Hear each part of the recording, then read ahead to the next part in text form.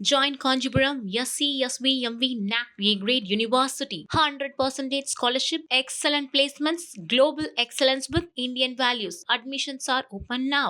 மும்மொழி கொள்கை தொடர்பாக சிபிஎஸ்இ அனுப்பிய சுற்றறிக்கைக்கு ஆதரவு தெரிவித்துள்ள மத்திய கல்வித்துறை அமைச்சர் தர்மேந்திர பிரதான் 6 முதல் 8ஆம் வகுப்பு வரை மாணவர்கள் ஏற்கனவே 3 மொழிகளை படித்து வருவதாக தெரிவித்துள்ளார்.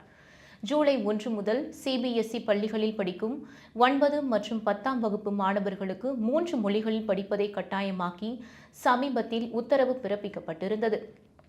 மேலும் 3வது மொழிக்கு 10ஆம் வகுப்பில் பொதுத் தேர்வு கிடையாது என்றும் சிபிஎஸ்இ அறிவித்திருந்தது. சிபிஎஸ்இயின் இந்த உத்தரவை எதிர்த்து சில தொடர்ந்த வழக்கை உச்சநீதிமன்றத்தின் 3 நீதிபதிகள் கொண்ட அமர்வு விசாரித்து வருகிறது. இந்நிலையில் இதுகுறித்து டில்லியில் செய்தியாளர்களிடம் பேசிய மத்திய அமைச்சர் தர்மேந்திர பிரதான், மும்மொழி கொள்கை உத்தரவை பொறுத்தவரை உச்சநீதிமன்றம் என்ன சொல்கிறதோ அதை மத்திய அரசு பின்பற்றும். 99% சிபிஎஸ்இ பள்ளிகளில் 6 முதல் 8ஆம் வகுப்பு வரை ஏற்கனவே தாய்மொழியில் பாடம் கற்பிக்கப்படுகிறது. இப்போது அனுப்பப்பட்டுள்ள சுற்றறிக்கையில் 9ஆம் வகுப்பிற்கு அதை ஏற்பாடு செய்ய வேண்டும் என கூறப்பட்டுள்ளது.